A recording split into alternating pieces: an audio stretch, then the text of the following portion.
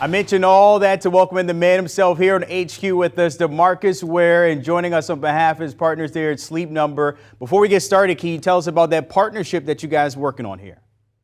I've been partnered with Sleep Number for a really long time. And, it's the reason why I don't have, back problems, why I'm getting great sleep as I prepare for the Hall of Fame with the speech and the national anthem. And just being able to be recovered and rejuvenated every single time I wake up. I really just wanted to talk about just how cool it is to work with Sleep Number, not only just because of the bed and the technology and the things that they implement in the bed, but the things that they do over and beyond, like inviting a scientist to the Pro Football Hall of Fame to get information from the best, because they are the best, right, when it comes to sleep and wellness. And getting that technology and putting it in that bed and letting everybody have some amazing sleep. So sleep is everything for me. It's giving me a long career, but also helped me get to the Hall of Fame, baby. So I just think that, it's a great partnership, and that's the reason why I'm here, and also to talk some football and some Pro Football Hall of Fame. Feel free to send some of those mattresses down here to Fort Lauderdale if you get a chance, because we'd like to get sleep. You got me? All right, appreciate that. You mentioned the Hall of Fame, and of course, that is part of our conversation here, August 5th. That's another piece to your story when you're talking about that induction there. Guys in the past have chose teammates, family members, maybe coaches as their presenter, but you went with the GOAT and Jerry Jones. Can you share why you chose Jerry there? When your sons say you are the GOAT, you want to choose a GOAT that chose you when you first came in, right? Jerry Jones took a chance on me coming out as a first-round draft pick when Bill Parcells didn't want me at the time. And now him being able to present me into the Pro Football Hall of Fame, him being a Hall of Famer himself, how cool is that? He helped me start my career. Now he helped signify, my career as one of the best. So it was like a no-brainer for me to have him be my presenter. Do you have a Jerry Jones story you can share with us? Maybe you've never told anybody, something, behind the curtains we never heard about? A Jerry Jones story. You know about the dollar bet, right? Do you guys know about that dollar bet? No, go ahead and share it. Yeah. So there was a dollar bet, and that's the reason why, one of the reasons why I chose Jerry Jones as my presenter, because him and Bill Parcells had a dollar bet. And that dollar bet was, if DeMarcus, because he wanted Sean Merriman, Bill Parcells wanted Sean Merriman. If DeMarcus doesn't average 8 sacks the first 3 years, he's a bust, right? We've been a first-round draft pick. And the prize to Bill Parcells was he will be able to get him and his significant other on a jet and for the whole year. Well, then Jerry Jones wrote on a piece of paper that, okay, well, if I win, I keep the jet, and without you, I can take your significant other wherever I wanted him to go. I know that didn't happen, but it's just a funny bet. He ended up winning. I ended up averaging 11 sacks for 12 years. But he took that chance on me. And that's one of those cool things of knowing it's like anytime I go over there, I can call him anytime. I can go by anytime, and he'll always make some time for me, because it's like I'm just family. And that's just an awesome feeling. You're part of that big family, of course, when we talk about the Cowboys. And this one kind of hurts me. I have to ask, though, because I have to fend off people all the time. You can relate to this. They haven't won a Super Bowl, DeMarcus, in almost 30 years. I'm 33, going on 34. Tell me why we should still have faith. I know why, but to call them America's team. I think they're America's team, first of all, from what they have done before, but also what they bring to the table every single year. And that's knowing that they can win the Super Bowl, but they never get to that Super Bowl point, because there's usually intangibles of, is there leadership, if there's injuries. But I see that the guys coming from the facility and mentoring a lot of those guys, I see that leadership now, which I'm really happy about. I see something else, which is weird, but the tenacity, it was built during the off season, and they have a motto of who they are. And that's going to help them get into that postseason, because think about it, they always usually play well the first 9 games. And then you're like, what happened? What happened? But now I think that this edge that they have is going to get them later on in that postseason to where they need to be. And they just got to close that thing out. And I think when me making the Hall of Fame this year, they have no choice but to win the Super Bowl. They got to win the Super Bowl because I am going to the game. Wait a minute. So you're saying, like we've been saying, is this our year? Is that what you're saying now? This is our year. This is our year. I'm not listening to nobody else. I know that there's some camera guys and everybody else, the mic check people. They might be different fans, but me and you, we're Dallas Cowboys fans. I'm with you. You are the charm this year. I will roll with that with you going into the Hall of Fame.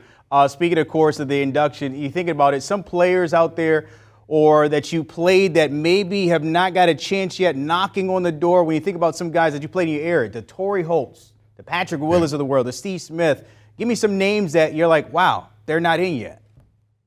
You know, I even look at like a Jared Allen.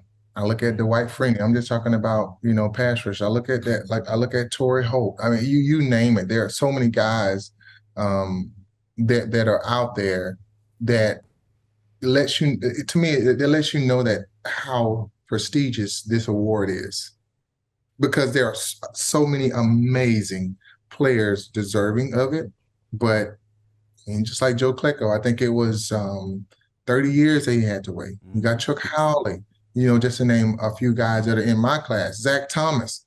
I played with Zach Thomas. I know how great he was, but it took him so long.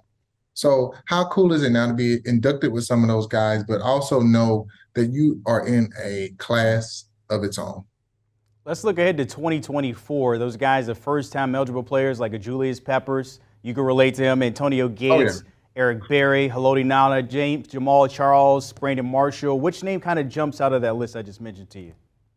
Julius Peppers. I mean, when you start thinking about somebody who reinvented, I mean, you had, the Reggies, but then you have a guy that was like, hold on, you got like a Lawrence Taylor, long body type guy with the Reggie White body type, but taller, basketball. He like reinvented that edge rusher at the time. And so for me, when you just say Julius Peppers, cool, Hall of Fame. He's in the Hall of Fame. I think that he's just one of those guys that he's first ballot for sure. Let's spin it ahead to this era of the NFL. I'm just curious, if you were playing today, could you give me 5 quarterbacks you would like to sack? Patrick Mahomes. Oh, it's a good one. Yeah. He's hard. Yeah. Patrick Mahomes. Josh Allen.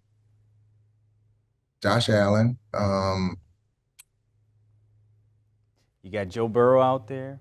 Yeah, I got Joe Burrow. I mean, all the young guys that are making a new name, a new image for the league. Mm-hmm. I would say, you know what, I'm coming for you.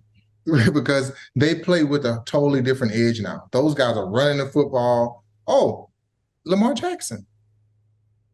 I mean, that's like the new Michael Vick. So for me to sack the old Michael Vick, and now just saying the new image of just that running quarterback. Yeah. Gotta add him in there too. I know that would have been a hard one though. Well, I'm curious, when you were at the Broncos, did Peyton say, you know what, I'm so happy you don't have to touch me anymore? You don't have to sack me anymore? Any of those conversations happen between you two? Oh yeah, all the time. We talked in practice, and a couple of times in practice I might knock the ball out of his hand knowing that it's in his contract not to hit him. I did it anyways, and he probably scored about 4 or 5 touchdowns on us. But I remember one time, it was one play against Dallas where he actually booted out. It was like on the 1 yard line, and he ran like 10 yards and ran 2.3 mile an hour. It took him like 3 hours to get to the touchdown, and he only had to run 8 yards. So he was slow like that. I remember that. We talk about it all the time. But he tried that in practice one time. As soon as he turned around, I was right there in his face, and I said, you know what? You're not going to get me again. Right. It was funny because now we're on the same team and I didn't have to worry about it. He said, you know what? I don't have to worry about it. You're on my team now. Right. So we got to win the Super Bowl together, which was awesome. That's awesome. Yeah, you saw that move before, Peyton. You're not going to get me twice. All right, yeah. I said we're going to flash back a little bit. So you were drafted in 2005, 11th overall, going to Dallas. Can you name the 10 players that were drafted before you? No. I can't. What about the number 1 pick? I'll give you this. He's a quarterback. Aaron Rodgers. No, Aaron Rodgers. That's the same year. The way he's playing, he should have been. But yeah, Alex Smith? Alex Smith. wasn't it like a switch? It was something that happened weird, right? Or was it the year after that? Well, Aaron was late. He was 26 over. Aaron was 24, Yep. 26? Okay. Running back number 2. Cadillac. Same college team. Ronnie. Wildcat. Ronnie Brown. Yep. Wide receiver. Edwards. Michigan. Yep. Braylon Edwards.